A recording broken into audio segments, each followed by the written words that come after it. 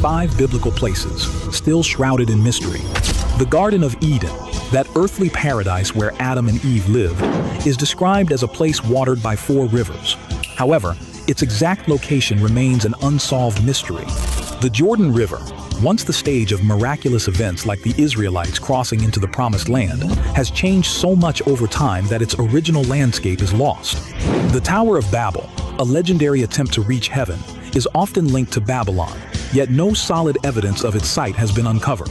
Sodom and Gomorrah, the cities destroyed by fire and brimstone for their sinfulness, were supposedly located near the Dead Sea. However, no archaeological discoveries confirming their existence have been uncovered. And Noah's Ark, believed to have rested on Mount Ararat after the flood, remains undiscovered despite many expeditions. Hello guys, welcome back again sa ating Sharing for Bread of God. So, today tatalakayin natin yung 5 miraculous places na kung saan ay nakasaad sa Biblia natin, and of course ito yung intro ng ating video. So unahin natin yung Garden of Eve, no? So yung Garden of Eve, hindi naman lihim sa atin na ito siya ay yung tinatawag na lugar ni Adan at ni Eva nung unang panahon na history na ginawa ng ating mahal na Diyos. At saka si Adan yung kanyang ginawa, and then si Eva ay kinuha niya sa gusok ni Adan. So, ang Garden ng Eve, ito yung isang lugar na miraculous na kung tutuusin, hindi na natin alam kung saan ito, kung saan ba ito, no? According sa akin rin ng mga napag-alaman, ang lokasyon ng Garden ng Eden ay hindi eksaktong matutukoy, ngunit may mga teorya, mga lugar na sinasabi ang mga ilan na eksperto na nanaliksik din sa mga ganitong bagay ay ang Garden ng Eden ay maaaring matagpuan sa reliyon ng Mesopotamia sa pagitan ng mga ilog ng Tigris at Euphrates na ngayon ay nasa Iraq. Nasa Iraq Nasa Iraq. Ang lugar na ito ay kilala bilang ang cradle of civilization at mayaman sa kasaysayan at kultura. Ayon sa theory lang o kaya sa pananaliksik sa ibang tao, mayroon din nagsasabi na sa Persian Gulf, naniniwala din na ang Garden ng Eden ay sa Persian Gulf kung saan matatagpuan ang mga ilog ng Tigris at Euphrates, diba? Mayroon din ganyan. At saka mayroon din na theory na sa Africa. Ang Garden ng Eden ay maaring matagpuan sa Africa, particular sa reliyon ng Ethiopia o South Africa, na kilala bilang ang Cradle of Humankind dahil sa mga natuklasang fossil ng mga unang tao. O ganun din ang nagiging kasaysayan. Mayroon din na nagsasabi na nasa Göbekli sa Tepe, isang archaeological site sa Turkey, maaring lokasyonan ng Garden ng Eden dahil sa mga pagkakatulad nito sa mga paglalarawan sa Biblia.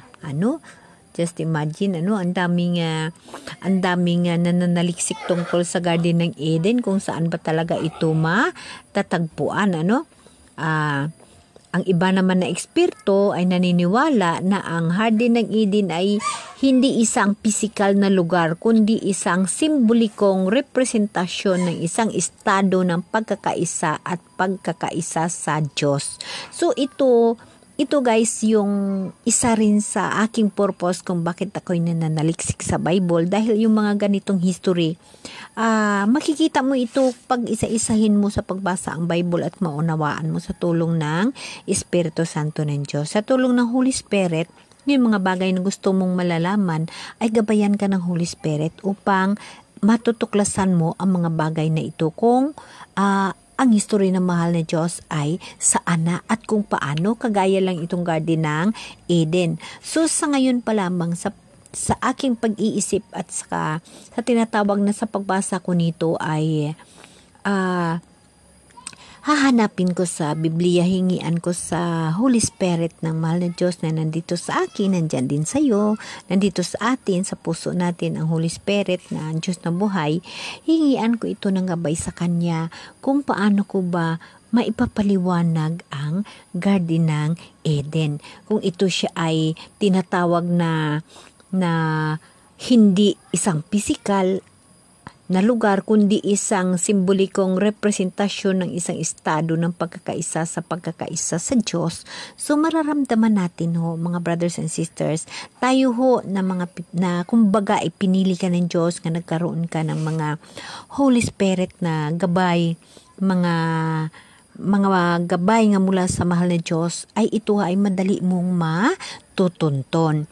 Yun nga, kung naririnig ninyo ang previous ko na video, yung nagsasabi na ang mga gift ng Holy Spirit. Nandyan yung isa na, kung sa tao ay favorite ka. Dahil alam nyo, ang gift of Holy Spirit, hindi ho yun basta-basta makukuha ng isang tao, o hindi ho yun basta-basta punta sa isang tao na ang panampalataya ay hindi buo at hindi hugot sa puso. Halimbawa lamang ang prayer tank. Hindi ho yan mapapasa iyo, hindi ho yan mapapasa atin kung hindi ho tayo lubos na nag-uusap sa mahal na Diyos at naunawaan ang kanyang mga pahiwatig sa buhay natin. Vision, no? At yung pag-uunawa ng mga pulong ng Diyos. So, kaya ako'y nag-i-interest na gusto ko malalaman itong mga kasaysayan ng mga mirakulo ng mahal na Diyos, dahil na gusto kong gagamitin din ang aking pag-uunawa at ang aking pag-intindi na ibinigay ng mahal na Diyos sa akin. So nagiging interesado ang sarili ko dito sa pagtuklas kung paano ko ba makikita at kung saan ko makikita at kung paano itong Garden of Eden. Kasi kung totoo ito ay isang lugar, saan ba talaga? So, alam naman natin lahat na ang mga pulong ng Diyos ay makikita natin sa Bible. Ang history ng mga Diyos ay makikita natin sa Bible. So, sa Bible din, makikita ang kasagutan ng aking tanong. Paano gagamitin? Or paano mo matutuklasan? Or paano ko makikita? Una, syempre hihingi ako ng tulong at gabay sa Espiritu Santo ng mahal na Diyos na nandito sa akin. Nagabayan niya ako kung paano ko ipapaliwanag ang Garden ng Eden, kung paano magiging kabuluhan ang atin ilalahad tungkol sa Garden ng Eden. Ako lamang ay ordinaryong tao, ngunit nag-aaral ako ng pananaliksik ayon sa aking pangarap na magkaroon ako ng lubos na koneksyon sa mahal na Diyos. So, aking hinihingi sa Kanya na ang mga bagay na ito ay aking matutuklasan at aking maipaliwanag ng ayon sa kagustuhan niya at aking maramdaman na ito ay totoo. So guys, dito, ito yung 5 tinatawag na miraculous places na nung panahon ni Jesus Christ. So, yung pinakauna na gusto kong malalaman yung Garden ng Eden. So, yung Garden ng Eden, ito nga ay nagsasabi nga na maraming lugar, ngunit walang katiyakan, at may nagsasabi nga rin na ito ay nasa hindi physical na tao, kundi ito ay yung tinatawag na sa atin na mahal na Diyos na nanggagaling. So, kumbaga, yung may ibig sabihin na sa mahal na Diyos ang Garden ng Eden, ito ay, kumbaga, nagsasabi na minsan tayo hindi natin tiyak dahil nga hindi natin nakikita sa Bible. Nagbabase lamang tayo sa pananaliksik sa kung paano at ngunit pag once na makita mo sa Bible or makikita mo at mabasa at maunawaan mo sa tulong ng mahal na Diyos sa kanyang Espiritu na ibinigay sa atin, matiyak mo matiyak mo ang pagsasabi na ito siya, ito talaga siya. Pero dahil ako mismo ay hindi ko tiyak, kaya magsasabi na ako sa sarili ko nga simbolo ng tinatawag na representasyon ng isang estado ng pagkakaisa at pagkakaisa sa Diyos. Just like that lang yung pag-uunawa ko for now, dahil na ako mismo hindi ko tiyak. Ngunit pag ito ay makikita at mabasa ko sa Bible or bibigyan ako ng mahal na Diyos ng pag-uunawa sa vision or sa tinatawag na paglukit ko dito sa Bible kung paano ko ito siya maipaliwanag, akin ho ipaliwanag muli na may katiyakan. So sa ngayon, uulitin ko, yung garden ng Eden ay puro tinatawag lang na maaaring matatagpuan. Yung tinatawag na maaaring matatagpuan. Ito sa ilog ng Tigris at sa Euphrates, dahil nga ay kilala ito sa cradle of civilization. Tapos sinasabi naman na makikita sa Gulf kung saan nagtatago ang mga ilog ng Tigris at Euphrates. So dalawa sila na include na, no? Mayroon naman nagsasabi na sa Africa. So paano na?